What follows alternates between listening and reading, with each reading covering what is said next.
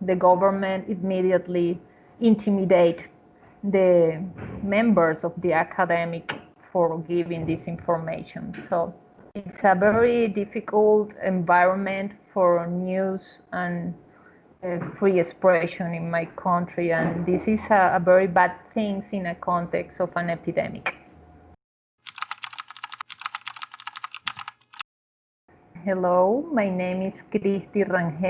I am 46 years old. I am university professor and I live with my family. I have a husband and 2 children. I live in Merida, the capital city of the state Merida in Venezuela. We have an humanitarian emergency declared since 2 years ago. We have been in 6 years with inflation above 100%. 1 year was more than 1 million persons, and 96% of the population is under income poverty line. In my city, we have power cuts 7 hours a day, in some places 10 hours a day. Sometimes one day we don't have any cut and we say, oh, how strange. But then the following 2 days, we have very long cuts. So it's randomly and we cannot plan anything. We have also a very important shortage of fuel. So this week in my city, we cannot put fuel in our cars, even though right now in Caracas, there are very, very long queues to put fuel in their cars.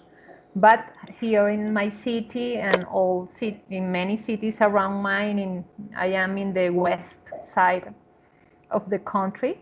We don't have access to fuel, and there is also a very important shortage in domestic gas.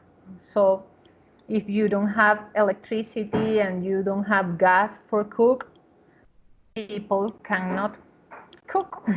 69% of population face food insecurity.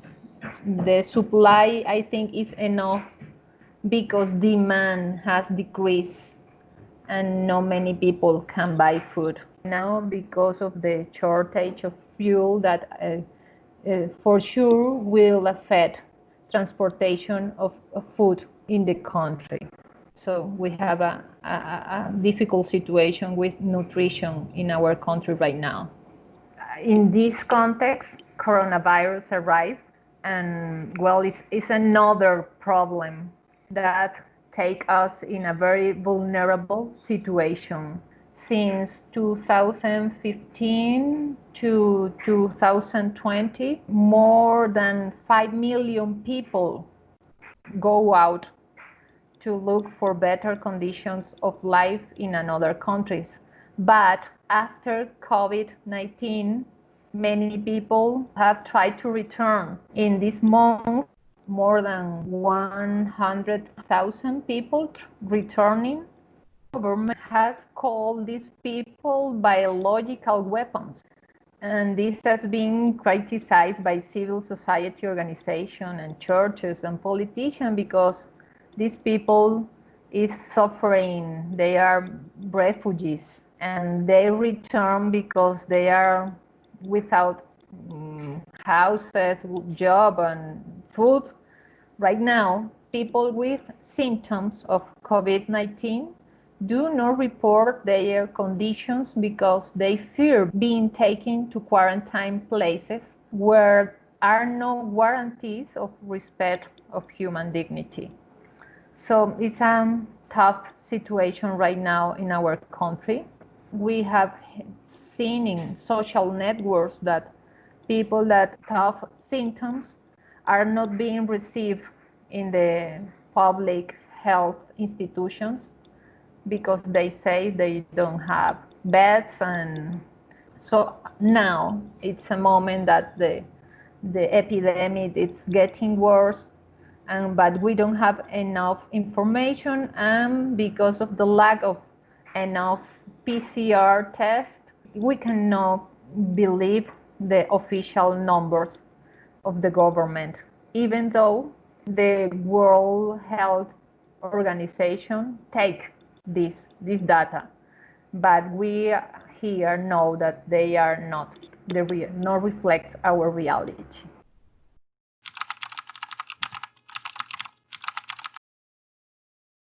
The government in Venezuela decreed a state of emergency on March 13. It was a very early declare, and therefore were suspending most educational, labor activities, cultural and recreational activities involving crowd.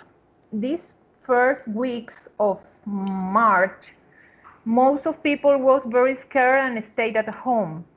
But then people start going out to work because they cannot be at home because they don't have money or savings to stay at home. In June, government decide that will be a quarantine easing plan, 7 days of easing and 7 days of strict quarantine. And right now, this week is a week of strict quarantine, but it's not forbidden to go out to buy food. It's mandatory to use face mask. In public transportation, you have to keep some distance, but this is not happening. And there is no flight transportation or public buses transportation. There is no any transportation to go from one city to another because of the quarantine, but also because there is no fuel to go anywhere. We have very beautiful beaches here in Venezuela and coast. Well, right now we know that we can go outside. And also it's forbidden to have meetings with more than 10 people. Well, I can tell you that 2 weeks ago there was a party here in my building, and the authorities arrive and take them to a special place. Well, this ended in a corruption situation because at the end my neighbors have to pay money to get free. But my kids, I have 2 kids. I have a 7-year-old girl and I have a 17-year-old boy, and they are being at home all since nearly 5 months. My husband is the one in the house who go out once a week to buy food. I live in a building, in a residence. There are 6 buildings, so people meet in our common areas. And there are kids, and at the beginning they didn't go out, but right now kids are outside and riding bicycle or running or playing. So my girl and also my boy go out to play football or to be with other teenagers. And also my husband have a good relation with another neighbor, so they all 3 go out in the afternoon for 2 hours more or less to have contact with our neighbors. We are very sociable, and well, for me, I have to say that I don't have any problem.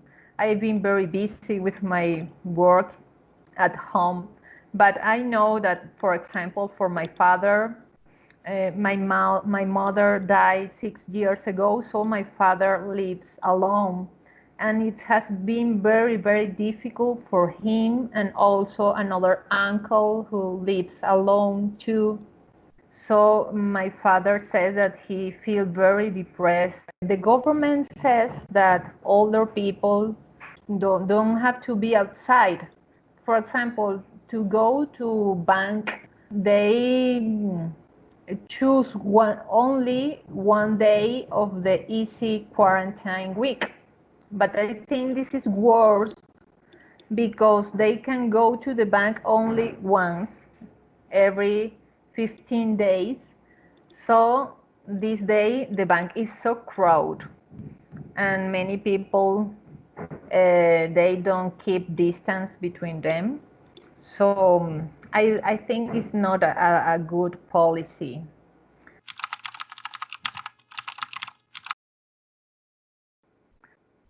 My nephews in Caracas that study in an international school, they do see their professors through online platform, but not my kids, because also here in my city, professors at the middle and primary school also have these problems of low salaries and don't have equipment and smartphones to perform educational activities.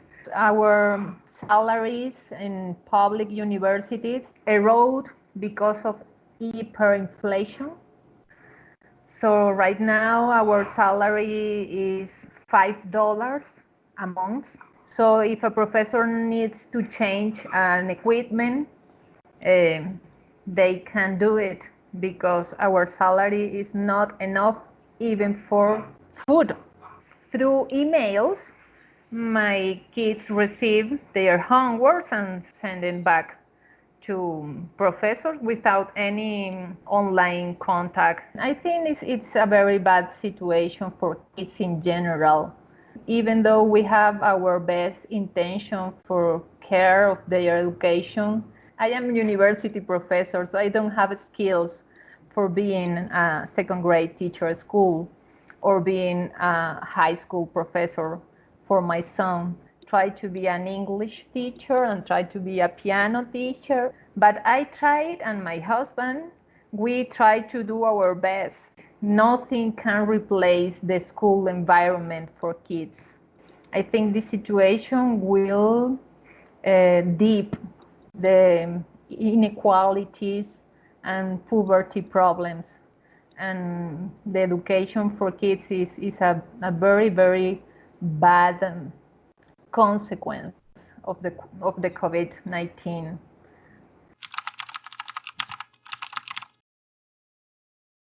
I stopped teaching presently at University de los Andes. I have another activities consulting with social organizations and nonprofit organizations. So this has allowed me to keep well with my family.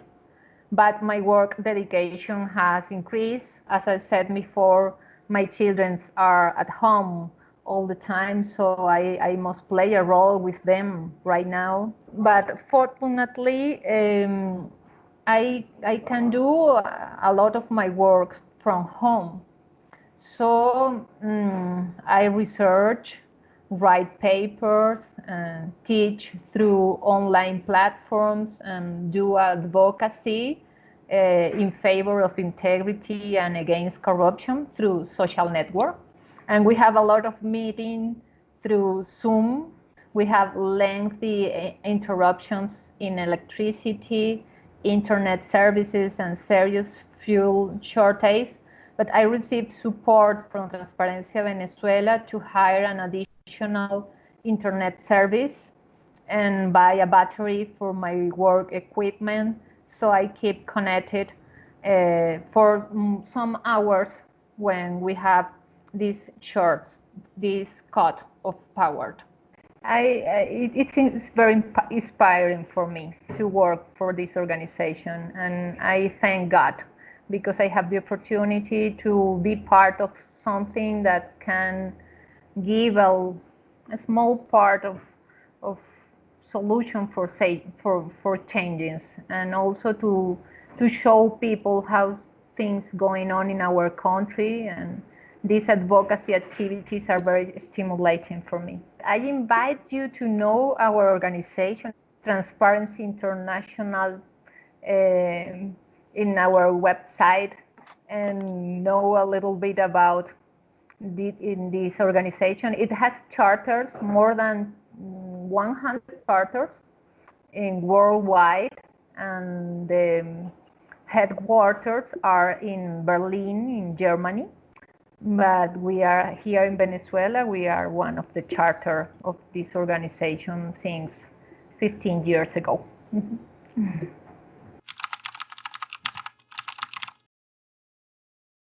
We don't have a lot of channels. National channels are controlled by the government. Many people receive information is by media like WhatsApp or Facebook. And you know that through this social network media, there are a lot of fake news. And when I receive many fake news from my family and friends, and all time say, okay, wait a minute. Where do you get this information? No, I receive it, but someone that is a friend, and there is a lot of fakes running through social networks right now in my country too. Well, and I think everywhere, because I have read also the fact check of BBC. I read dw.com, Dutch Welle, and well, there is a very good media here in my country called ProDaVinci, for the ProDaVinci.com, since 8 years ago or 9 years. There is an intentional policy of secrecy, opacity, and disinformation. And so after pandemic, the authorities have politicized situation. They frequently make false statements that has been contested by fact-checking media. We have recently new fact-checking media working because it's very needed in our country with all contexts of lack of press freedom and liberty freedom. So there have been very bad policies. For example, in my city, there is the infrastructure to run a laboratory, but patients in my city must wait more than 10 days for results of COVID, or sometimes 15 days. Health experts warn about of underreporting of cases due to the few tests carried out to detect COVID here in Venezuela. Only 5.7% of the number of tests recommended by the World Health Organization are performed. There are severe limits to freedom of expression and information, and many media are censored or self-censored. Threats and accusations against journalists and health workers and citizens have increased, and more than 800 people have been detained, including 28 journalists, because they give information about the illness. There are a law here called Law of Hate for Peaceful Coexistence and Tolerance, and this is the main tool to justify actions of intimidation. And, for example, with the academic of physics and mathematics warned about that there is an underreport of the illness of the epidemic, the government immediately intimidate the members of the academic for giving this information. So it's a very difficult environment for news and free expression in my country, and this is a very bad thing in a context of an epidemic. We have a very bad government who destroy our economy, and they are responsible for all this. So they have done everything wrong, and right now they are handling the quarantine and the epidemic wrong too. The only thing they have done very good is to keep power and to imagine the many ways of corruption. I have hopes in all the scientific working for a vaccine. I have hopes with that, and I know that there is a huge run to get good results to stop. So I believe in scientifics and hope to do their best.